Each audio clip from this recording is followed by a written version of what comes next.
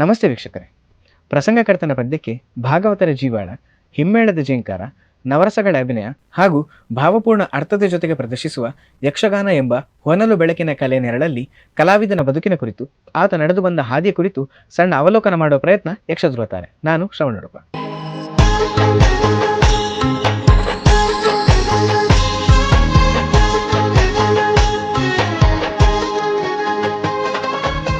ಇವತ್ತಿನ ನಮ್ಮ ಸಂಚಿಕೆಯಲ್ಲಿ ವಿವಿಧ ಕಮ್ಮಟಗಳಲ್ಲಿ ಛಂದಸ್ಸು ಹಾಗೂ ಪ್ರಸಂಗಗಳ ಬಗ್ಗೆ ಮಾಹಿತಿಯನ್ನು ನೀಡುವ ಖುದ್ದು ಒಬ್ಬ ಪ್ರಸಂಗಕರ್ತನಾಗಿರುವಂತಹ ಕಟೀಲು ಮೇಳದಲ್ಲಿ ಪ್ರಧಾನ ಭಾಗವತರಾಗಿ ಸೇವೆಯನ್ನು ಸಲ್ಲಿಸ್ತಾ ಇರುವಂತಹ ಶ್ರೀ ದೇವಿಪ್ರಸಾದ್ ಶೆಟ್ಟಿ ಅಂಡಾಲಬೀಡು ನಮ್ಮ ಜೊತೆಗಿದ್ದಾರೆ. ಬನ್ನಿ ಅವರ ಕಾರ್ಯಕ್ರಮಕ್ಕೆ ಸ್ವಾಗತಿಸೋಣ. ಶಾಲಾ ಅಧ್ಯಾಪಕರು ಹವ್ಯಾಸಿ ತಾಳಮದ್ದಲೆ ಅರ್ಥಧಾರಿಯಾದ ದಿವಂಗತ ದಾಮೋದರ ಶೆಟ್ಟಿ ಹಾಗೂ ಸುಲೋಚನಾ ಶೆಟ್ಟಿ ದಂಪತಿಗಳಿಗೆ 14/6/1971 ಮರಕಡ ಗ್ರಾಮದ ಅಂಡಾಲಬೀಡು ಮನೆತನದಲ್ಲಿ ಜನಿಸಿದ ಶ್ರೀ ದೇವಿಪ್ರಸಾದ್ ಶೆಟ್ಟಿಯವರು ರಕ್ತಗತವಾಗಿ ಬಂದ ಯಕ್ಷ ಕಲಾಸಕ್ತಿಯನ್ನ ಎಳವೆಯಲ್ಲೇ ಪ್ರದರ್ಶಿಸಿದ್ರು.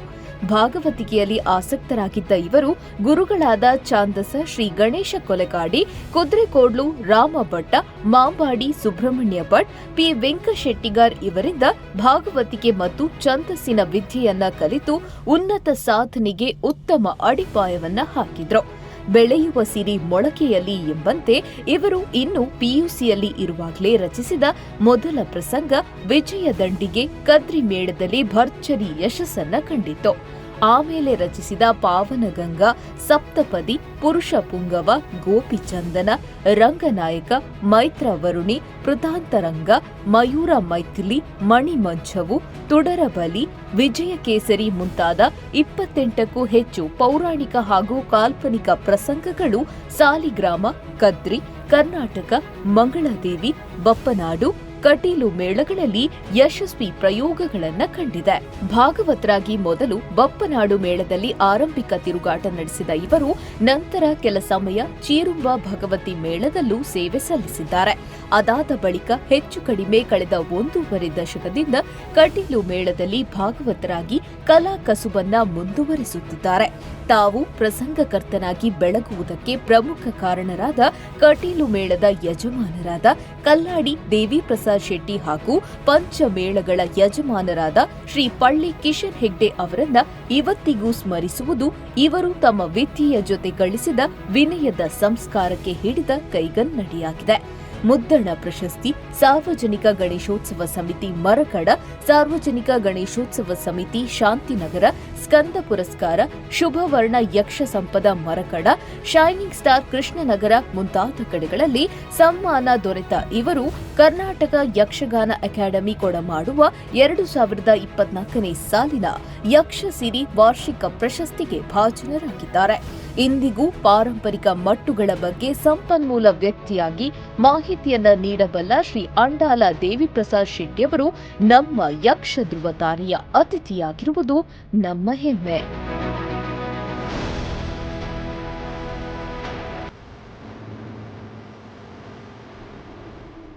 ಭಾಗವತರೇ, ಕಾರ್ಯಕ್ರಮಕ್ಕೆ ಸ್ವಾಗತ. ಮೊಟ್ಟ ಮೊದಲಾಗಿ ಹೇಳಬೇಕು ಅಂತಾದ್ರೆ, ತಾವೀಗ ಹೆಸರು ಹೇಳಾಗೆ ಅಂಡಾಲಬೀಡನವರು. ತಮ್ಮ ಬಾಲ್ಯ ಹೇಗಿತ್ತು, ತಮ್ಮ ವಿದ್ಯಾಭ್ಯಾಸ ಹೇಗಿತ್ತು ಅಂತ ಹೇಳ್ಬೋದಾ? ನಾವು ಇರುವುದು ಈಗ ಅಂಡಾಲಬೀಡಲ್ಲಿ, ನಮ್ಮ ತಾಯಿ ಮನೆಯಲ್ಲಿ. ನಾವು ಬಾಲ್ಯದಲ್ಲಿ ಅಲ್ಲಿ ಇರ್ಲಿಲ್ಲ, ನಮ್ದು ತಂದೆ ಮನೆಯಲ್ಲಿ ಇದ್ದೆವು. ನನ್ನ ಯಕ್ಷಗಾನ ಆಸಕ್ತಿಗೆ ಆ ಮನೆ ಅದು ಎಲ್ಲಿ ಅಂದ್ರೆ ಕುಂಜತ್ಬೈಲಿನ ಅತ್ರೆಬೈಲು ಎಂಬಲ್ಲಿ ನಾಯಿಗರ ಮನೆ ಎಂದು ಹೆಸರು ಆ ಮನೆಯದ್ದು. ಅದು ಅಲ್ಲಿ ಪರಿಸರದಲ್ಲಿ ಇಲ್ಲಿಯೇ ಕಟೀಲ್ ಮೇಳದ ಆಟ ಆದ್ರೂ ಬಿಡಾರ ಆ ಮನೆಯಲ್ಲಿ, ಮಹಡಿ ಮನೆ, ದೊಡ್ಡ ಮನೆ. ನಮ್ಮ ತಂದೆ ಮುಖ್ಯ ಪ್ರಾಣ ಹಿರಿಯ ಪ್ರಾಥಮಿಕ ಶಾಲೆ ಪೇಜಾವರದಲ್ಲಿ ಮಾಸ್ಟರ್ ಆಗಿದ್ದು. ನಮ್ಗೆ ಕೃಷಿ ಎಲ್ಲ ಇತ್ತು. ಹಾಗೆ ಅಲ್ಲಿ ಕಟೀಲ್ ಮೇಳದ ಬಿಡಾರ ಅಲ್ಲಿ ಆಗ್ತಿತ್ತು. ಹಾಗೆಲ್ಲ ದೊಡ್ಡ ದೊಡ್ಡ ಕಲಾವಿದ್ರು. ನಾನು ಸಣ್ಣವನಿದ್ದೆ. ಗುಡ್ಡಪ್ಪ ಗೌಡ್ರು, ಕೇದಗಡಿ, ಅಡ್ರೆ ಚಂದ್ವಣ್ಣ, ಕುಷ್ಟಗಾಣಿಗರು, ಕಿರುವನಾರಾಯಣ ಶೆಟ್ರು, ಅರ್ವನಾರಾಯಣ ಶೆಟ್ರು, ಆಮೇಲೆ ರಾಜು ಶೆಟ್ಟಿ, ಅಜಕ್ಕ ಅವರು, ಇವರೆಲ್ಲ ಇದ್ರು. ನಾನು ಬಿಡಾರ ಆಟದ ದಿವಸ ನಾನು ಹೋಗ್ಲಿಕ್ಕಿಲ್ಲ ಶಾಲೆಗೆ. 1ನೇ ಕ್ಲಾಸ್ ಮರು ದಿವಸ ಆಟ ನೋಡಿ ಹೋಗ್ತಿದ್ದೆ. ನಾನು ಅವರೊಟ್ಟಿಗೆ, ಕಲಾವಿದರೊಟ್ಟಿಗೆ ಊಟ ಮಾಡೋದು ಮಧ್ಯಾಹ್ನ ರಾತ್ರಿ ಎಲ್ಲ. ಅವಾಗ್ಲೇ ಗುಡ್ಡಪ್ಪ ಗೌಡ್ರು ನಾನು ಚಿಕ್ಕದಿರುವಾಗ ಕೇಳಿದ್ರು ಒಮ್ಮೆ, ನೀವಿನ್ನು ದೊಡ್ಡದಾದ್ಮೇಲೆ ಏನಾಗುವುದು ಅಂತ. ನಾನು ಆವಾಗಲೇ ಹೇಳಿದ್ದೆ ಅದಕ್ಕೆ, ನಾನಿನ್ನು ಭಾಗವತನಾಗುವುದು ಯಕ್ಷಗಾನದಲ್ಲಿ. ಅದಕ್ಕೆ ಅವರು ಪಡ್ಡೆ ಚಂದಣ್ಣನ ಗಾಡಿ, ನಿಮ್ಗೆ ಅದೆಲ್ಲ ಬೇಡ ಮಗ, ನೀವು ವಿದ್ಯಾಭ್ಯಾಸ ಮಾಡಿ ಕಲ್ತು ಏನಾದ್ರು ದೊಡ್ಡ ಕೆಲಸ ನೋಡಿ ಅಂತ ಹೇಳಿದ್ರು. ಹಾಗಾಗಿ ನನಗೆ ಆ ಮನೆ ಭಾರಿ ಮುಖ್ಯ, ಈ ಯಕ್ಷಗಾನ ಆಸಕ್ತಿ. ಮತ್ತೆ ನನ್ನ ತಂದೆ ಸಂಘದಲ್ಲಿ ಅದು ತಾಳಮದ್ದಲೆಯಲ್ಲಿ ಅರ್ಥ ಹೇಳ್ತಿದ್ರು. ಅವರು ಸಂಜೆ ರಾತ್ರಿ ಎಲ್ಲ ನಮ್ಗೆ ಕುಡಿಸೋತಿದ್ದಾಗ ಈ ರಾಮಾಯಣ ಮಹಾಭಾರತದ ಕಥೆಯನ್ನು ನನಗೆ ಮತ್ತು ನನ್ನ ಅಕ್ಕ, ನಾವು ಇಬ್ಬರು ಮಕ್ಕಳು ಹೇಳ್ತಿದ್ರು. ಅವಳಿಗೆ ಅದರಲ್ಲಿ ನಾವು ಅಭಿರುಚಿ ಇಲ್ಲ. ಅವಳಿಗೆ ಕುಶಾಲ ಶೆಟ್ಟಿ ಅಂತ ಮಹಾರಾಣಿ ಕಾಲೇಜ್ ಬೆಂಗಳೂರಲ್ಲಿ ಪ್ರಿನ್ಸಿಪಾಲ್ ಆಗಿದ್ದಾರೆ. ಆದ್ರೆ ನನಗೆ ಅದರಿಂದಾಗಿ ಆಸಕ್ತಿ ಮುಂದುವರಿಯಿತು. ಹಾಗೆ ಮತ್ತೆ ವಿದ್ಯಾಭ್ಯಾಸ ಅಂದ್ರೆ ನಾನು ಅದೇ ಪೇಜಾವರ ಶಾಲೆಯಲ್ಲಿ ಒಂದು 4ನೇ ಕ್ಲಾಸ್ ಆದ್ಮೇಲೆ ಮತ್ತೆ ಕಾವೂರು ಸರ್ಕಾರಿ ಶಾಲೆಗೆ ಬಂದೆ. ಅಲ್ಲಿ SSLC ಮಾಡಿ ಆನಂತರ ಗವರ್ಮೆಂಟ್ ಕಾಲೇಜ್, ಈಗಿನ ಯೂನಿವರ್ಸಿಟಿ ಕಾಲೇಜ್ ಅಲ್ಲಿ ಸೆಕೆಂಡ್ PUC ಮಾಡಿದೆ ಸೈನ್ಸ್ ಅಲ್ಲಿ. ಆಮೇಲೆ ITI ಮಾಡಿದೆ. ಅಷ್ಟಾಗುವಾಗ ನನಗೆ ಈ ಯಕ್ಷಗಾನದ್ದು ಪ್ರಸಂಗ ಬರೆಯುವುದು ಎಲ್ಲ ನಾನು ಆರಂಭಿಸಿದೆ. ಇದು ಅದಕ್ಕಿಂತ ಮೊದಲೇ ನಾನು 7ನೇ ಕ್ಲಾಸಲ್ಲಿ ಇರುವಾಗ ನಾನಿದ್ದ ಶಾಲೆಯ ಹೆಡ್ ಮಾಸ್ಟರ್ ಮುಖ್ಯೋಪಾಧ್ಯಾಯರು P. ವೆಂಕಟಶೆಟ್ಟಿಗಾರ ಅಂತ ಹೇಳಿ, ಅವರು ಈ ಸಂಘದ ತಾಳಮದ್ದಲೆಯಲ್ಲಿ ಪದ್ಯ ಹೇಳುವುದು ಮತ್ತು ಮೊದಲೇ ಭಾಷೆ ಅರ್ಥ ಹೇಳ್ತಿದ್ರು. ಅವರಿಗೆ ನನ್ನ ತಂದೆ ಅವರಿಗೆ ಹೇಳಿದ್ರು, ಇವನಿಗೆ ಸ್ವಲ್ಪ ಪದ್ಯ ಹೇಳುವ ಆಸಕ್ತಿ ಎಲ್ಲ ಉಂಟು ಅಂತ ಹೇಳಿ. ಆದ್ರಿಂದ ಅವರು ನನಗೆ ಬೇಸಿಗೆ ರಜೆಯಲ್ಲಿ ನನಗೆ ಒಬ್ಬನಿಗೆ ಕ್ಲಾಸ್ ಮಾಡಿದ್ರು. ಕ್ಲಾಸ್ ಅಂದ್ರೆ ತಾಳಗಳ ಪರಿಚಯ, ಮತ್ತೆ ಸಂಘದಲ್ಲಿ ಪದ್ಯ ಹೇಳಲಿಕ್ಕೆ ಎಷ್ಟು, ಗಣಪತಿ ಸ್ತುತಿ ಎಲ್ಲ ಮಾಡಿ ಅಷ್ಟಕ್ಕೆ ಇದು ಮಾಡಿದ್ರು. ಒಂದು 7ನೇ ಕ್ಲಾಸ್. ಆ ನಂತರ ಅದೇ ನಾನು ಒಂದು ದಿವಸ ಕುದುರೆಗೂಡು ರಾಮಭಟ್ರ ಕ್ಲಾಸ್ ಆಗ್ತದಂತೆ ಗೊತ್ತಾಯ್ತು. ಎಲ್ಲಿ ಈ BT ಗುಲಾಲಿ ಎನ್ನುವರು ಅತ್ತವರ ಮಾಮಹೇಶ್ವರಿ ದೇವಸ್ಥಾನದಲ್ಲಿ ಕ್ಲಾಸ್ ನಡೆಸ್ತಿದ್ರು, ರಾಮಭಟ್ರದ್ದು ಹಿಮ್ಮೇಳ ಮತ್ತು ಭಾಗವತ. ಆವಾಗ ನಾನು ಮತ್ತು ಈ ದಯಾನಂದ ಕೋಟಿಗಳಿದ್ದಾರೆ, ಆ ಕ್ಲಾಸಿಗೆ ಹೋದ್ವಿ. ಅಲ್ಲಿ ನಮ್ಗೆ ಪೂರ್ವರಂಗದ ಪಾಠ ಎಲ್ಲ ಅವ್ರು ಮಾಡಿದ್ರು. ಅವರಿಗೆ ಅನಾರೋಗ್ಯದ ಕಾರಣದಿಂದಾಗಿ ಅವರು ಬರುವುದನ್ನು ನಿಲ್ಲಿಸಿದ್ರು. ನನ್ನ ಹತ್ರ ಭಾರಿ ವಿಶ್ವಾಸ ಮತ್ತು ಪ್ರೀತಿ ಇತ್ತು ಅವರಿಗೆ. ಹಾಗೆ ಅಲ್ಲಿಗೆ ಮಾಂಬಾಡಿ ಗುರುಗಳು ಬಂದರು. ಆಮೇಲೆ ಮತ್ತೆ ಮಾಂಬಾಡಿ ಗುರುಗಳ ಹತ್ರ ಈ ಭಾಗವತಿಕೆಯನ್ನು ಮುಂದುವರಿಸಿದ್ರು. ಹೀಗೆ ಯಕ್ಷಗಾನದ ಆಸಕ್ತಿ ಬಾಲ್ಯದಿಂದ ಇತ್ತು ನನಗೆ. ಇದಾದ ಬಳಿಕ ತಾವು ಕಟೀಲು ಮೇಳಕ್ಕೆ ಪ್ರವೇಶವನ್ನ ಮಾಡ್ತೀರಿ. ತಮ್ಮ ಕಟೀಲು ಮೇಳದ ಪ್ರವೇಶ ಹೇಗಾಯ್ತು?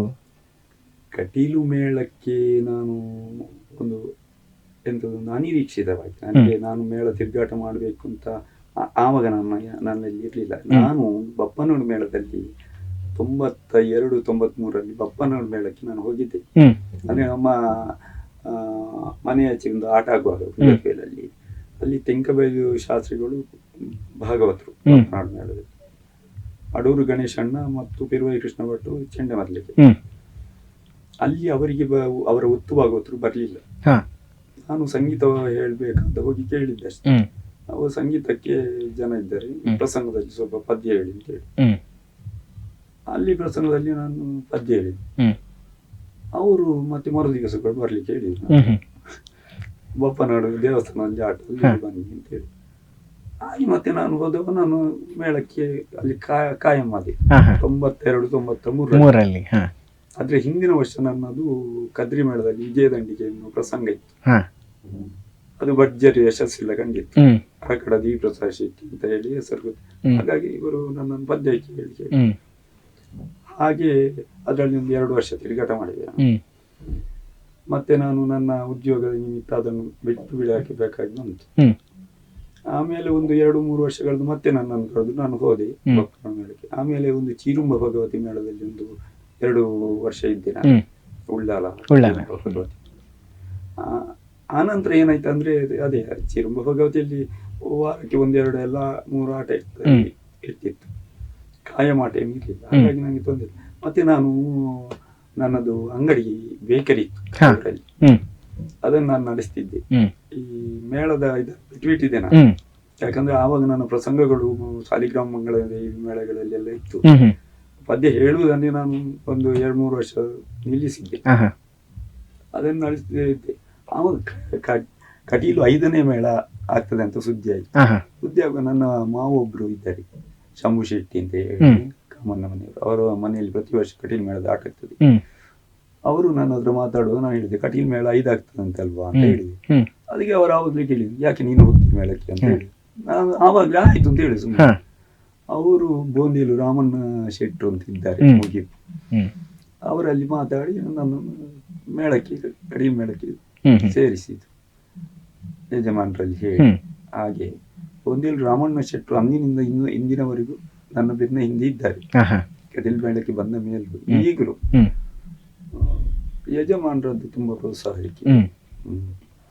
ಅದು ಹೇಗಂದ್ರೆ, ನಾನು ಆರಂಭದಲ್ಲಿ 2ನೇ ಮೇಳದಲ್ಲಿ ಇದ್ದೆ. ನನ್ನ ಪದ್ಯಗಳೆಲ್ಲ ಅಷ್ಟು ಸ್ಪಷ್ಟ ಆಗಿ ಅರ್ಥ ಆಗ್ತಿರ್ಲಿಲ್ಲ. ಅದನ್ನು ಯಜಮಾನರು ಬೇರೆಯವರ ಹತ್ರ ಹೇಳಿ ಗಳಿಸ್ಲಿಲ್ಲ.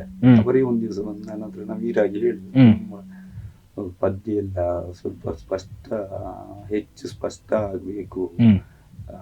ಮತ್ತೆ ನಾನು ಅವಾಗ ಪೂಂಜ ಭಾಗವತರನ್ನು ತುಂಬಾ ಅನುಕರಿಸ್ತಿದ್ದೆ ಪದ್ಯದಲ್ಲಿ. ಅದನ್ನವರು ಹಾಗೆ ಹೇಳಿ ಸೂಕ್ಷ್ಮವಾಗಿ ಹೇಳಿದ್ರು. ಅನುಕರಣೆ ಮಾಡುವುದು ಯಾಕೆ, ನಿನ್ನದನ್ನೇ ನೀನು ಹೇಳು ಅಂತ ಹೇಳಿ ನನ್ನನ್ನು ಸ್ವಲ್ಪ ಇದು ಮಾಡಿ ಪ್ರೋತ್ಸಾಹ ಎಲ್ಲ ಮಾಡಿದ್ದಾರೆ ತುಂಬ. ಹಾಗೆ ನಾನು ಅದೊಂದು ಕಟೀಲು ಮೇಳಕ್ಕೆ ಸೇರ್ಪಡೆ 2010-11ರಲ್ಲಿ 3 ವರ್ಷ ಅದರಲ್ಲಿ ಇದ್ದೆ, 2ನೇ ಮೇಳದಲ್ಲಿ. ಆಮೇಲೆ 1ನೇ ಮೇಳಕ್ಕೆ ಬಂದೆ. ಈಗ 1ನೇ ಮೇಳದಲ್ಲಿ ಅದೇ 12 ವರ್ಷದಿಂದ ಇದ್ದೀರಿ. ಹಾಗೆ ಅದ್ರ ಜೊತೆಗೆ ಭಾಗವತ್ರೆ, ತಾವು ಇದರ ನಡುವಲ್ಲಿ ಒಮ್ಮೆ ತಮ್ಮ ಕೆಲಸವನ್ನ ಬೆಳಿಗ್ಗೆ ಹೋದ್ರೆ ಸಂಜೆ ತನಕ ಕೆಲಸವನ್ನ ಮಾಡಿ, ನಂತರ ರಾತ್ರಿ ಇಡೀ ಕೂತ್ಕೊಂಡು ಭಾಗವತಿಕೆಯನ್ನ ಮಾಡಿ ಮತ್ತೆ ಮರುದಿವಸ ಎದ್ದು ಕೆಲ್ಸಕ್ಕೆ ಹೋಗುವಂತ ಪರಿಸ್ಥಿತಿ ಇತ್ತು. ಆ ಸಮಯದಲ್ಲಿ ತಾವು ಯಾವ ರೀತಿ ಸಂಭಾಳಿಸಿದ್ರಿ ಅದನ್ನ ಅಂತ? ಅದೇ, ಅದು ಒಪ್ಪನಾಡು ಮೇಳದಲ್ಲಿ ಆರಂಭದ ವರ್ಷದಲ್ಲಿ ನಾನು ಕೆಲಸಕ್ಕೆ ಹೋಗಿಲ್ಲ, ಆಟೋದಲ್ಲಿ ಇದ್ದೆ.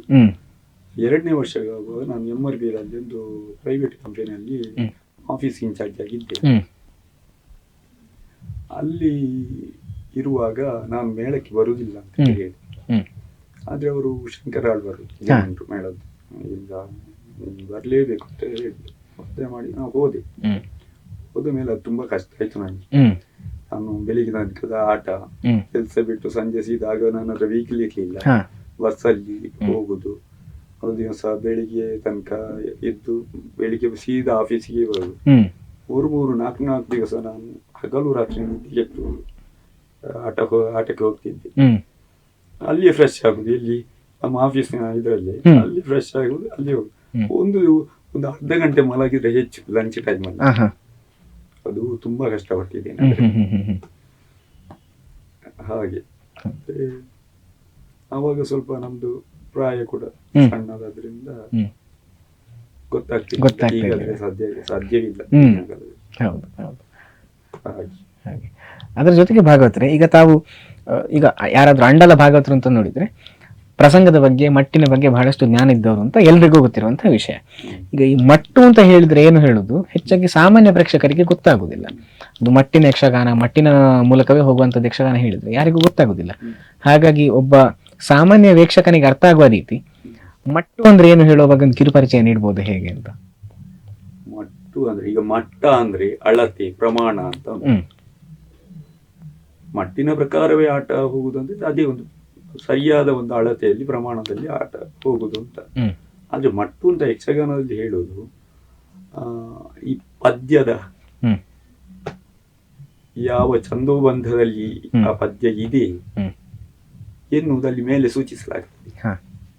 ಏಕೇದರ ಗೌಳ ಅಷ್ಟ, ಸುರುಟಿ ಏಕ, ಕಾಂಬೋದಿ ಜಂಪೆ, ಸೌರಾಷ್ಟ್ರ ತ್ರಿಹುಡೆ, ಹೀಗೆ ತುಂಬಾ ಒಂದು 150ಕ್ಕೂ ಹೆಚ್ಚಿಗೆ ಮಟ್ಟುಗಳಿವೆ.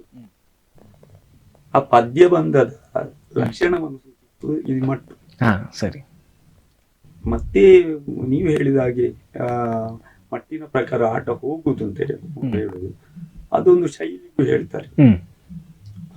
ಪಾರಂಪರಿಕವಾಗಿ ನಡೆದು ಬಂದ ಕ್ರಮಕ್ಕೂ ಅದು ಹಳೆಯ ಮಟ್ಟು ಅಂತ ಹೇಳ್ತಾರೆ.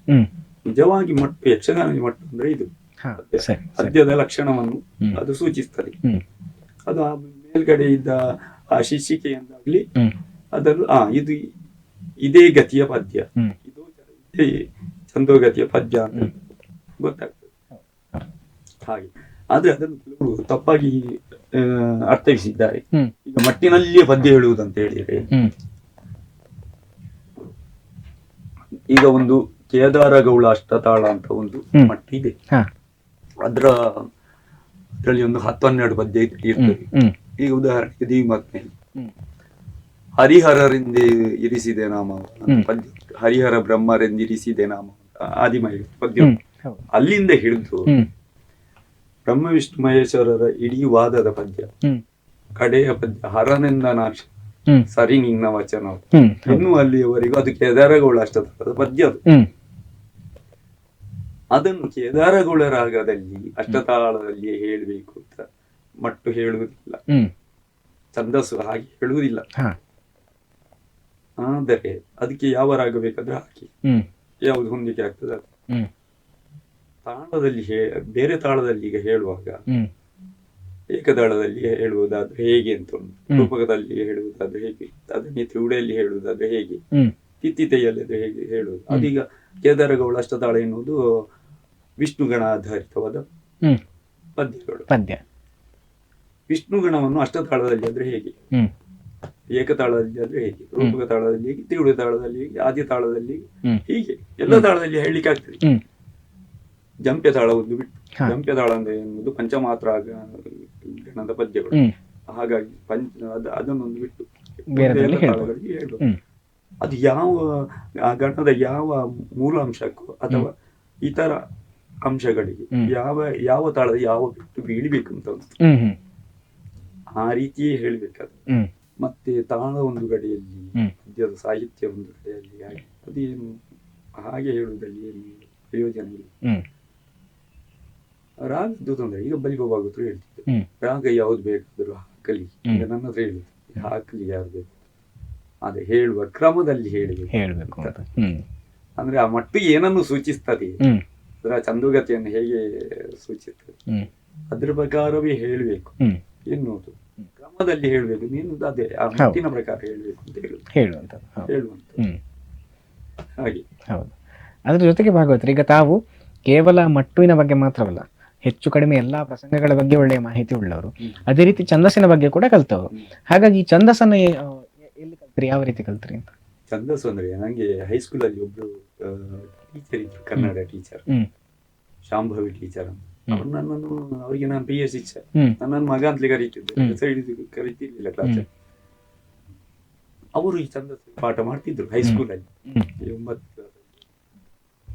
ಅವಾಗ ಯಾವುದಂದ್ರೆ ಭಾಮಿನಿ ಷಟ್ಪದಿ, ವಾರ್ಧಿಕ ಷಟ್ಪದಿ, ಕಂದ ಪದ್ಯ, ಸಾಂಗತ್ಯ, ಇದರ ಬಗ್ಗೆ ನಮಗೊಂದು ಪಾಠ ಇತ್ತು.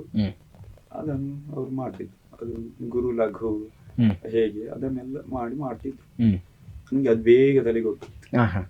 ಅಂದ್ರೆ ನನ್ನ ಹತ್ರ ಅವ್ರಿಗೆ ತುಂಬಾ ಪ್ರೀತಿ ಇದ್ದಾಗ ಅವರು ಪ್ರಸ್ತಾರ ಎಲ್ಲ ಹಾಕ್ಲಿಕ್ಕೆ ನನ್ನ ಹತ್ರ ಹೇಳಿ, ಇದು ಕಣ ವಿಂಗಡಣೆ ಮಾಡಿ ಅದನ್ನು ಪ್ರಸ್ತಾರ ಎಲ್ಲ ಹಾಕೊಂಡು ನನ್ನ ಹತ್ರ ಬೋರ್ಡ್ ಎಲ್ಲ ಹೇಳು. ಹಾಗಾಗಿ ನಂಗೆ ಭಾರಿ ಆಸಕ್ತಿ ಇರ್ತದೆ. ಆಮೇಲೆ ಏನಾಯ್ತಂದ್ರೆ ನಂಗೆ ಛಂದಸ್ಸು ಆವಾಗ ಗೊತ್ತಿದ್ದದಷ್ಟೇ. ಆಮೇಲೆ ಗಣೇಶ್ ಕೊಲಗಾಡಿ ಇರುವಾಗ ನಂಗೆ ಅವು ಸಿಕ್ಕಿದ್ರು ನಾಟಕ ನೋಡ್ಲಿಕ್ಕೆ ಬಂದವರು. ಅವರು ನನ್ನದು ಹಿಂದಿನ ವರ್ಷ ವಿಜಯದಂಡಿಯ ಪ್ರಸಂಗ ಇತ್ತು, ಅದನ್ನು ನೋಡಿ ಅವರೇ ಬಂದು ನನ್ನ ಹತ್ರ ಮಾತಾಡಿಸಿದ್ರು. ಇದ್ರ ಬಗ್ಗೆ ಎಲ್ಲ ಕೇಳಿದ್ರು. ಆವಾಗ ನಾನು ಮಾತ್ರಗಣದ ಬಗ್ಗೆ ಸರಿಯಾಗಿ ಅವರ ಪ್ರಶ್ನೆಗಳಿಗೆಲ್ಲ ಉತ್ತರ ಕೊಟ್ಟೆ. ಅದು ಅವರಿಗೆ ಖುಷಿ ಆಯ್ತು. ಆಮೇಲೆ ಅವರು ನನಗೆ ಈ ಅಂಶಗಣದ ಪಾಠ ಮಾಡಿದ್ರು. ಈ ಅದೇ ಅಂಶಗಣದ ಬ್ರಹ್ಮಗಣ, ವಿಷ್ಣುಗಣ, ರುದ್ರಗಣ ಅಂತ ಅದ್ರ ಬಗ್ಗೆ ಎಲ್ಲ ಅವರು ನನಗೆ ಪಾಠ ಮಾಡಿದ್ರು. ಈಗ ನನಗೆ ಏನ್ ಗೊತ್ತಿದೆಯೋ ನರಸಿಂಹಕ್ಕೆ ಅದೆಲ್ಲ ಅವ್ರು ಹೇಳಿ ಕೊಡ್ತಾರೆ. ಹಾಗೆ ಕೊಲಗಡಿ ಗುರುಗಳಿಂದ ಬಿಟ್ಟು ಮತ್ತೆ ಆಚೆ ನನಗೆ ಏನ್ ಗೊತ್ತಿಲ್ಲ ಅವರು ಹೇಳಿಕೊಟ್ಟದ್ದು ಇರುವುದು. ಹಾಗಾಗಿ ನಾನು ಎಲ್ಲಿ ಹೋದ್ರು ಅವರನ್ನು ಸ್ಮರಿಸ್ತೇನೆ. ಅದ್ರ ಜೊತೆಗೆ ಭಾಗವತರು ಈಗ ತಾವು ಪ್ರಸಂಗಕರ್ತರು ಕೂಡ ಹೌದು. ಹೆಚ್ಚಾಗಿ ಈಗ ಕೆಲವು ಸಮಯದ ಹಿಂದೆ ಪಟ್ಲ ಭಾಗವತರು ಹಾಡ್ತಿದ್ದಂತ ಹೃದಯ ಪುಟದಿನಿ ಹೇಳುವಂತ ರಂಗನಾಯಕ ಪ್ರಸಂಗವನ್ನ ಕೂಡ ಬರೆದದ್ದು ನೀವೇ ಹೇಳುವಂತದ್ದು ಬಹಳ ಜನರಿಗೆ ಗೊತ್ತಿರ್ಲಿಕ್ಕಿಲ್ಲ. ಅದರ ಜೊತೆಗೆ ಇಡೀ ಕೇವಲ ರಂಗನಾಯಕ ಮಾತ್ರ ಅಲ್ಲ, ತಾವು ಬರೆದಂತಹ ಯಾವ ಪ್ರಸಂಗದ ಏನು ಪದ್ಯವನ್ನ ತೆಗೆದು ನೋಡಿದ್ರು ಕೂಡ ಸಾಹಿತ್ಯದ ಸ್ಫುಟತೆ ಕೂಡ ಅಷ್ಟೇ ಕಾಣ್ತದೆ ಅದರಲ್ಲಿ. ಹಾಗಾಗಿ ಈ ಪ್ರಸಂಗವನ್ನ ಬರಿಬೇಕು ಅಂತಾದ್ರೆ ಸಾಹಿತ್ಯದ ಸ್ಫುಟತೆ ಅಷ್ಟು ರೀತಿ ಬರ್ಲಿಕ್ಕೆ ಯಾವ ರೀತಿ ಕಾರಣ ಆಯ್ತು ಅಂತ? ಅದು ನಾನು ಪ್ರಸಂಗ ಆರಂಭದಲ್ಲಿ ನಾನು ಪ್ರಸಂಗ ಬರೀ ಈಗ ವಿಜಯದಂಡಿ ಹೇಳಿ ಅದೊಂದು ಕದ್ರಿ ಮೇಳದಲ್ಲಿ ಪ್ರಯೋಗ ಆಗಿದೆ. ಅದು ಆದ ನಂತರ ನಾನು 98-99 ಇರುವುದು. ಆವಾಗ ನಾನು ಭಾವನಗಂಗಾ ಅಂತ ಪ್ರಸಂಗ ಸಾಲಿಗ್ರಾಮ ಮೇಳಕ್ಕೆ ತಗೊಂಡು ಆವಾಗ ಚಿನ್ನಪ್ಪ ಶೆಟ್ಟಿ ಇದ್ರು ಅದರಲ್ಲಿ. ಈ ಯಾಜಿ ಕುಂಡದಗಳು ದೊಡ್ಡ ಸೆಟ್ ಅವಾಗ ಗಜಮೇಳ ಅಲ್ಲಿ ಕಲಾವಿದ್ರು ಅಂಥದ್ದೇ ಕಲಾವಿದ್ರಲ್ಲಿ ಅವರು ಈಗ ಚಿನ್ನಪ್ಪ ಶೆಟ್ರು ದೊಡ್ಡ ವಾಗ್ಮಿ. ಹೌದು, ಅವರು ಅವರಿಗೆ ಪದ್ಯ ಹಾಗಿದ್ದದ್ದು ಬೇಕು. ಮತ್ತೆ ಇವರ ಅಭಿನಯ ಎಲ್ಲ ಮಾಡುವವರು ಯಾಜಿ ಕುಂಡದವರು ಎಲ್ಲ ಜಯರಾಮ್ ಗಾಣಿಗ ಅಂತ ಬೇಡಿಯೂರು ಕೃಷ್ಣ, ಅವರಿಗೆ ಅಲ್ಲಿ ಅಷ್ಟು ಪದ್ಯ ಕೂಡ ಚಂದ ಬೇಕು. ಮತ್ತೆ ನನಗೆ ವಾಸ್ಯ ಸಾಮಗ್ರಿ ಇದ್ದವು. ಆಮೇಲೆ ಸಾಲಿಗ್ರಾಮ ಮೇಳದಲ್ಲಿ ನನ್ನ ಮತ್ತಿನ ವರ್ಷ ಎಲ್ಲ ವಿಶ್ವಾಸ ಶೆಟ್ರು ಮಂಗಳದೇವಿ ಮೇಳದಲ್ಲಿ ಇವರೆಲ್ಲ ಇರುವಾಗ ಪದ್ಯವನ್ನು ನಾವು ಹೆಚ್ಚು ಗಟ್ಟಿ ಮಾಡ್ತಿದ್ದೆ. ಅದಕ್ಕೆ ಆವಾಗೆಲ್ಲ ನನಗೆ ಕಾರಣ ಪೂಂಜಾ ಭಾಗವತರು ಅವರ ಪ್ರಭಾವ ಹಾಗಾಯ್ತು. ಮತ್ತೆ ನಾನು ಓದ್ತಿದ್ದೆ ಬಾಕಿ ಈಗ ಜೈಮಿನಿಯೋ ಕುಮಾರವ್ಯಾಸ ಅದನ್ನೆಲ್ಲ ನಾನು ಓದ್ತಿದ್ದೆ. ಪದ್ಯವನ್ನು ನಾನು ಅದು ನನ್ನ ಸುರುವಿನ ಪದ್ಯವನ್ನು ಕೇಳಿ ಪೀಠಿಗೆ ವೇಷ ಇದ್ದದ್ದು ಚೆನ್ನಪ್ಪ ಶೆಟ್ಟಿ. ಅವರ ಪೀಠಿಗೆ ಪದ್ಯವನ್ನು ಓದಿ ನನ್ನ ಹತ್ರ ಕೂಡ್ಲೆ ಕೇಳಿದ್ರು, ನೀನು ಶ್ರೀಮಂತರು ನಾರಾಯಣ ಶೆಟ್ಟಿ ಅಲ್ಲಿಗೆ ಹೋಗ್ತಿದ್ಯಾ ಅಂತ ಕೇಳಿ. ಇಲ್ಲ, ನಾನು ಅವರ ಶಿಷ್ಯ, ಗಣೇಶ್ ಕೋಲಗಾಡಿ ಅವರ ಶಿಷ್ಯ, ನಾನು ಅವರ ಪ್ರಶಿಷ್ಯ ಅಂತ ಹೇಳಿ. ಹಾಗೆ ನನ್ನ ಪದ್ಯದಲ್ಲಿ ಒಳ್ಳೆಯ ಸತ್ವ ಉಂಟು, ಈ ಸಾಮಾಜಿಕ ಪ್ರಸಂಗಗಳಲ್ಲೆಲ್ಲ ಹೀಗೆ ಇರುವುದಿಲ್ಲ. ಹಾಗೆ ಹಾಗಾಗಿ ಆ ಗುರುಗಳ ಏನು ಸತ್ವ ಏನಿದೆ ಅದು ತಮ್ಮಲ್ಲಿ ಕೂಡ ಬಂದಿದೆ. ಅದ್ರ ಜೊತೆಗೆ ತಾವು ತುಳುವಲ್ಲಿ ಕೂಡ ಪ್ರಸಂಗವನ್ನ ಬರೆದವರು. ಈಗ ತುಳುವಲ್ಲಿ ಪ್ರಸಂಗ ಬರಿಬೇಕು ಅಂತ ಆದ್ರೆ ಅಲ್ಲಿ ಕೂಡ ತಮ್ಮ ಭಾಷಾ ಶುದ್ಧತೆಯ ಬಗ್ಗೆ ಬಹಳಷ್ಟು ಪ್ರಶಂಸೆಗಳು ಕೇಳಿ ಬಂದಿವೆ. ಅದರ ಜೊತೆಗೆ ತುಳುವಿನಲ್ಲಿ ತಾವೇನಾದ್ರೂ ಪ್ರಸಂಗವನ್ನ ಬರಿಬೇಕು ಅಂತ ಆದ್ರೆ ತಾವು ಬರವಣಿಗೆಯ ಚೌಕಟ್ಟೇನಿದೆಯೋ ಅದನ್ನೇನಾದ್ರೂ ಬದಲಾಯಿಸುವಂತಹ ಪರಿಸ್ಥಿತಿ ಬರ್ತದೆ ಹೇಗೆ ಅಂತ? ಈಗ ತುಳುವಿನಲ್ಲಿ ನನ್ನ ಪ್ರಸಂಗಗಳು ಪ್ರಯೋಗಗಳಾಗಿತ್ತು. ಈ ಮೇಳದಲ್ಲಿ ನನ್ನದು ತುಂಬಾ ವರ್ಷ ಇತ್ತು, ಒಂದು 10 ವರ್ಷದಿಂದ ಪ್ರಸಂಗಗಳು ಇತ್ತು. ಮಂಗಳದೇವಿ ಮೇಳ ಕಿಶನ್ ದೇವರು ನಿಲ್ಲಿಸುವವರೆಗೂ ನನ್ನದು ಅದರಲ್ಲಿ ಪ್ರಧಾನ ಪ್ರಸಂಗವಾಗಿತ್ತು. ಆದ್ರೆ ನಾನು ಪದ್ಯ ಕನ್ನಡದಲ್ಲಿ ಬರೀತಿದ್ದೆ. ತುಳುವಲ್ಲಿ ಬರೆಯುವುದಿಲ್ಲ ಅಂತಲ್ಲ, ತುಳುವಲ್ಲಿ ಒಂದು ಶರಸೇತು ಬಂಧನ ಎನ್ನುವುದನ್ನು ನಾನು ತುಳುವಲ್ಲಿ ಬರೆದಿದ್ದೇನೆ. ಒಬ್ಬರು ಹೇಳಿದ್ದಕ್ಕಾಗಿ ಬರ್ತೀನಿ. ಆಮೇಲೆ ಈಗ ಶಿವರಾಮ್ ಪಣಂಬೂರ್ ಅವರು ಕೋಟಿ ಚೆನ್ನಯ್ಯವನ್ನು 1 ಗಂಟೆಯ ತಾಳಮಲ್ಲಿ ಆಕಾಶವಾಣಿಗೆ ಅದು ಪದ್ಯ ತುಳುವಲ್ಲಿ ಆಗ್ಬೇಕು ಅಂತ ಹೇಳಿ ಹಾಗೆ ತುಳುವಲ್ಲಿ ಪದ್ಯ ಬರ್ದಿದ್ದೇನೆ. ಈಗ ನೆನಪಿಲ್ಲ ಅದು ಪದ್ಯಗಳೆಲ್ಲ. ಈಗ ಕೋಟಿ ಚೆನ್ನಯ್ಯರನ್ನು ಬುದ್ಧಿವಂತ ಕೊಂದ ಕಾರಣಕ್ಕಾಗಿ ಪೆರುಮಾಳಬಲ್ಲ ಸಭೆಗೆ ಕರೆಸ್ತಾನೆ. ಅವಾಗ ಅಲ್ಲಿ ಕೋಟಿ ಚೆನ್ನಯ್ಯರು ಹೊರಡುವುದಕ್ಕೆ ಒಂದು ಪದ್ಯ ಉಂಟು. ನಂಜಿ ದಿಂಜಿನ ಮಂತ್ರಿ ಬಂಜಿ ಪುಡಾತದು ಬಿರುವೆ ರೊಂಜಾದು ಬರುವೆ ಗಂಜುಂಡಿ ನಡೆಯುತ್ತೆ. ಹಾಗೆ ಮತ್ತೆ ತುಳುವಲ್ಲಿ ಪದ್ಯಗಳನ್ನು ನಾನು ತುಂಬಾ ಕೆಲವರದೆಲ್ಲ ಓದಿದ್ದೀನಿ, ಪ್ರಿಂಟ್ ಆದ ಪುಸ್ತಕ. ಎಂತದ್ದು ಬತ್ತಲಿಲ್ಲ, ಓಯಲಿಲ್ಲ, ಕಾಡುಗಿಲ್ಲ, ಸಾದಿಗಿಲ್ಲ, ತುಂಬಾನೇ ಒಂದು ಲಾ ಸೇರಿಸು ಇಂಥದ್ದೆಲ್ಲ ಇತ್ತು. ಆದ್ರೆ ಪುಂಜರು ಮತ್ತು ಕೊಲಕಾಡಿಯವರ ಪದ್ಯಗಳು ತುಂಬಾ ಸತ್ವಗುಣ. ತುಳುವಲ್ಲಿಯೂ ಇಂಥ ಶಬ್ದಗಳು ಇದೆಯಲ್ಲ ಅಂತ ನಾನು ಕೊಲಕಾಡಿಯವರ ಪದ್ಯಗಳನ್ನು ಓದುವಾಗ ಎಲ್ಲ ನನಗೆ. ಮತ್ತೆ ಚೌಕಟ್ಟಿನಲ್ಲಿ ವ್ಯತ್ಯಾಸ ಅಂತಾದ್ರೆ ಈಗ ಅದರಲ್ಲಿ ವ್ಯಂಜನದಲ್ಲಿ ಈಗ ತುಳುವಲ್ಲಿ ಕೈನ್ ಅಂತ ಬರ್ತದೆ, ಮೀನ್ ಅಂತ ಎಲ್ಲ ಬರ್ತದೆ. ಅದು ನಿಮ್ಗೆ ಛಂದಸ್ಸಿನಲ್ಲಿ ಕೈನ್ ಅಂತ ಹೇಳಿದ್ರೆ ಅದು ಒಂದು ಗುರು, ಆ ವ್ಯಂಜನ ಒಂದೇ ಗುರು ಆಗ್ತದೆ, 2 ಮಾತ್ರ. ಇಲ್ಲಿ ತುಳುವಲ್ಲಿ ನಮ್ಗೆ ಹಾಗೆ ಪದ್ಯದಲ್ಲಿ ತಗೊಳ್ಳಿಕ್ಕೆ ಆಗುದಿಲ್ಲ. ಅದು ಕೈ ಎನ್ನುವುದೊಂದು ಗುರು, ನು ಎನ್ನುವುದೊಂದು ಲಘುವಾಗಿ ತಗೊಳ್ಬೇಕಾಗ್ತದೆ, 3 ಮಾತ್ರ ಅಂತ. ಇಂಥ ವ್ಯತ್ಯಾಸಗಳೆಲ್ಲ ಇರ್ತದೆ. ಮತ್ತೆ ತುಳುವಲ್ಲಿ ನಿಮ್ಗೆ ಶಬ್ದಗಳು ಈಗ ಕನ್ನಡದಲ್ಲಿ ಆದ್ರೆ ಅರಸ ಎನ್ನುವುದಕ್ಕೆ ತುಂಬಾ ಶಬ್ದಗಳು ಸಿಗ್ತದೆ. ವಸುಮತೇಶ, ವಸುದೇವತಿ, ಧರಣಿಪಾಲ, ಧರಣೀಶ, ಹೀಗೆ ತುಂಬಾ ಸಿಗ್ತದೆ. ಭೂಮಿ ಪಾಲಕ ಪದ್ಯ ಬರೀಲಿಕ್ಕೆ ಸ್ವಲ್ಪ ಅದು ಸುಲಭ ಆಗ್ತದೆ. ಈ ತುಳುವಲ್ಲಿ ಹಾಗೆ ಪರ್ಯಾಯ ಶಬ್ದಗಳು ಇಲ್ಲದ ಕಾರಣ ಪ್ರಾಸಾಕ್ಷರಗಳಿಗೆಲ್ಲ ಸ್ವಲ್ಪ ಕಷ್ಟ ಆಗ್ತದೆ. ಹಾಗೆ ಮತ್ತೆ ನನ್ಗೆ ಯಾಕಂದ್ರೆ ಈಗ ಶ್ರೀಮಂತರು ನಾರಾಯಣ ಶೆಟ್ರು ಹ್ಮ್. ಅವರದ್ದು ಸ್ವರ್ಗದ ಸಿರಿಗಂಡೆ, ಬಿರ್ದುದ ಭೈರವ ಎಲ್ಲ ಹಿಟ್ಟಾದ ಪ್ರಸಂಗಗಳು. ಹಾ, ಹೌದು. ಅವರು ಪದ್ಯ ಬರ್ತದ್ದು ಕನ್ನಡದಲ್ಲಿ, ಹಾ, ಹಾ, ಹಾ. ತುಳುವಲ್ಲಿ ಪದ್ಯ ಬರಲಿಲ್ಲ. ಹಾ, ಹಾ, ಹಾ, ಹಾ. ಹಾಗೆ ಮತ್ತೆ ನಮ್ಗೆ ತುಳುವಲ್ಲಿಯೇ ಪದ್ಯ ಬರೆದಿದ್ರೆ ಮತ್ತೆ ಅದು ಕನ್ನಡಕ್ಕಾಗುವಾಗ ಹ್ಮ್. ಪ್ರಯೋಗ ಆಗುವಾಗ ಅದನ್ನು ಮತ್ತೆ ನಾವು ಕನ್ನಡದಲ್ಲಿ ಬರಿಬೇಕಾಗ್ತದೆ. ಹೌದು. ಮಂಗಳೂರು ಮೇಳದಲ್ಲಿ ಹೇಗಂದ್ರೆ ಹ್ಮ್. ಇಲ್ಲಿ ಎಷ್ಟು ಆಟ ಇತ್ತು, ಕುಂದಾಪುರ ಸೈಡ್ ಅಲ್ಲಿ ಅಷ್ಟ ಆಟ ಇತ್ತು. ಹ್ಮ್. ಕುಂದಾಪುರ ಆಚೆ ಹ್ಮ್. ಆವಾಗ ಅದು ಪದ್ಯ ಕನ್ನಡದಲ್ಲಿ ಇರ್ಬೇಕು, ಅಲ್ಲಿ ಹೌದು. ಮಾತಾಡೋದು ಕನ್ನಡದಲ್ಲಿ ಹ್ಮ್. ಆಗಿತ್ತು. ಹಾಗಾಗಿ ನಾನು ತುಳುವಿನಲ್ಲಿಯೇ ಪದ್ಯ ಪ್ರಸಂಗ, ಇಡೀ ಪ್ರಸಂಗವನ್ನು ಬರೀಲಿಕ್ಕೆ ಹೋಗ್ಲಿಕ್ಕೆ. ಹ್ಮ್, ಹ್ಮ್, ಹ್ಮ್, ಹ್ಮ್. ಹೌದು. ಹಾಗೆ ಭಾಗವತರೀಗ ತಾವು ಪ್ರಸಂಗದ ಬಗ್ಗೆ ಜ್ಞಾನವನ್ನು ಹೊಂದಿದವರು, ಛಂದಸ್ಸಿನ ಬಗ್ಗೆ ಕಲಿತವರು, ಅದೇ ರೀತಿ ಪ್ರಸಂಗಕರ್ತರು ಕೂಡ ಹೌದು. ಇಷ್ಟೆಲ್ಲ ಇದ್ರೂ ಕೂಡ ಅಂಡಾಲ ಭಾಗವತರು ಎಲ್ಲಿ ಕೂಡ ಪ್ರಚಾರದ ಬಗ್ಗೆ ಜಾಸ್ತಿ ತಲೆ ಕೆಡಿಸಿಕೊಂಡವರಲ್ಲ. ಯಾಕೆ ಹೀಗೆ ಅಂದ್ರೆ ಅಂಡಾಲ ಭಾಗವತರು ಹೇಳುವಂಥದ್ದು ಇಷ್ಟೊಂದು ಪ್ರತಿಭಾನ್ವಿತರು ಹೇಳೋ ಬಗ್ಗೆ ಬಹಳಷ್ಟು ಜನರಿಗೆ ಹೊರಗಡೆಯಿಂದ ಗೊತ್ತಿಲ್ಲ. ಯಾಕೆ ಹೀಗೆ ಅಂತ? ಪ್ರಚಾರ ಅಂದ್ರೆ ನಾನು ಕಟೀಲ್ ಮೇಳಕ್ಕೆ ಬಂದದ್ದು ನಾನು ಸೇವೆಗಂತ, ಬೇರೆ ಯಾವ ಅಪೇಕ್ಷೆಯೂ ನಾನಲ್ಲಿ. ನನಗೆ ಕೀರ್ತಿಯೂ ಬೇಡ, ಮತ್ತೆ ಇದು ಆರ್ಥಿಕವಾದ ದೃಷ್ಟಿಯಿಂದ ನಾನು ಬಂದದ್ದಲ್ಲ. ನಾನು ಕಟೀಲ್ ಮೇಳಕ್ಕೆ ಬಂದದ್ದೇ ದೇವರ ಸೇವೆ. ನಾನು ಈಗಲೂ ಹಾಗೆ ಹೇಳುವುದೇ, ಏನಿದ್ರು ನೀನೇ ತಾಯಿ, ನನ್ನದು ಏನಿಲ್ಲ ಅಂತಲೇ ಈಗಲೂ ಹೇಳುದು. ನನಗೆ ಜವಾಬ್ದಾರಿ ತುಂಬಾ ಇದ್ರು, ನಾನಲ್ಲ ಮಾಡಿಸುವುದು ನೀನೇ ಅಂತ ನಾನು ಹೇಳಿ. ಹಾಗಾಗಿ ನಾನು ಕಟೀಲ್ ಮೇಳಕ್ಕೆ ಬಂದ ಮೇಲೆ ನನಗೆ ಅದೆಲ್ಲ ಇರಲಿಲ್ಲ, ಅದೇ ಅಪೇಕ್ಷೆ ಇಲ್ಲ ನನಗೆ ಪ್ರಚಾರದ. ಈಗ ಒಬ್ರು ಯಾರಾದ್ರು ಬಂದು ಪದ್ಯ ಎಡ್ಡೆ ಆತನಂತ ಹೇಳಿದ್ರೆ ನನಗೆ ಒಂಥರ ಮುಜ್ಜಿಗಾರ ಆಗುದು. ಆಟ ಒಳ್ಳೇದಾಯ್ತು ಅಂತ ಹೇಳಿದ್ರೆ ಖುಷಿ ಆಗ್ತದೆ, ಅದು ಆಗ್ಬೇಕಾಗ್ತದೆ. ಹೌದು. ಹಾಗೆ ಹಾಗಂತ ಹೇಳಿ ನನಗೆ ಕಿಶನ್ ಹೆಗ್ಡೆ ಅವರು ತುಂಬಾ ಪ್ರಚಾರ ಕೊಟ್ಟಿದ್ದಾರೆ, ಪ್ರಸಂಗಕರ್ತರಾಗಿ ತುಂಬಾ ಪ್ರಚಾರ ಕೊಟ್ಟಿದ್ದಾರೆ. ಅವರು ನನ್ನ ಮರಕಡದಿ ಪ್ರಸಾದ್ ಶೆಟ್ಟಿ ಅಂತ ಇದ್ದ ಹೆಸರು ಅಂಡಾಲದಿ ಪ್ರಸಾದ್ ಶೆಟ್ಟಿ ಅಂತ ಮಾಡಿದ್ದೆ ಅವರೇ. ಅವರು ಸಾಲಿಗ್ರಾಮ್ ಮತ್ತು ಮಂಗಳದೇವಿ ಮೇಳಕ್ಕೆ ನನ್ನ ಪ್ರಸಂಗ ಇರುವುದು ತುಂಬಾ ಪ್ರಚಾರ ಕೊಟ್ಟಿದ್ದಾರೆ. ಹಾಗೆ ನಾನು ಪ್ರಸಂಗಕರ್ತನಾಗಿ ನನ್ನನ್ನು ಬೆಳೆಸಿದ್ದವರು. ಅದರ ಜೊತೆಗೆ ತಾವೀಗ ಮೇಳದಲ್ಲಿ ಪ್ರಧಾನ ಭಾಗವತರಾಗಿ ಸೇವೆಯನ್ನು ಸಲ್ಲಿಸ್ತಾ ಇರುವಂಥವ್ರು. ತಾವು ಒಂದು ಪ್ರಧಾನ ಭಾಗವತ ಆಗ್ಬೇಕು ಅಂತಾದ್ರೆ ನಾನು ಇಂಥ ಕೆಲಸವನ್ನ ಮಾಡ್ಬೇಕು ಅಂತ ಏನಾದ್ರು ಕಾರ್ಯವನ್ನು ಅನ್ಕೊಂಡಿದ್ರಾ, ಹೇಗೆ ಅಂತ? ಪ್ರಧಾನ ಭಾಗವತ ಎನ್ನುವುದು ಇತ್ತೀಚೆಗೆ ನಾದು ಭಾಗವತ ಪ್ರಧಾನ ಮದ್ದಳೆಗಾರ ಅಂತ ಮೇಳಕ್ಕೆ ಒಬ್ಬನೇ ಮೊದಲೇಗಾರ, ಉಳಿದವರು ಒತ್ತು ಭಾಗವತ ಸಂಗೀತಗಾರ, ಒತ್ತು ಮೊದಲೇಗಾರ ಅಂತ ಲೆಕ್ಕ. ನಾನು ಬಪ್ಪನಾಡು ಮೇಳದಲ್ಲಿ ಪ್ರಥಮ ವರ್ಷದಲ್ಲಿ ಸೇರಿದಾಗ ನಾನು ನನ್ನ ಪದ್ಯಾಗಿ ಮಲಗ್ತಿದ್ದೆ, 2 ಗಂಟೆಯ ಮೇಲೆ ಮಲಗುದು. ಆವಾಗ ಒಂದು ದಿವಸ ನನಗೆ ಜನ ಬಂತು ಚೌಕಿಗೆ, ಭಾಗವತ ಇರ್ಲಿಪ್ಪಿರು.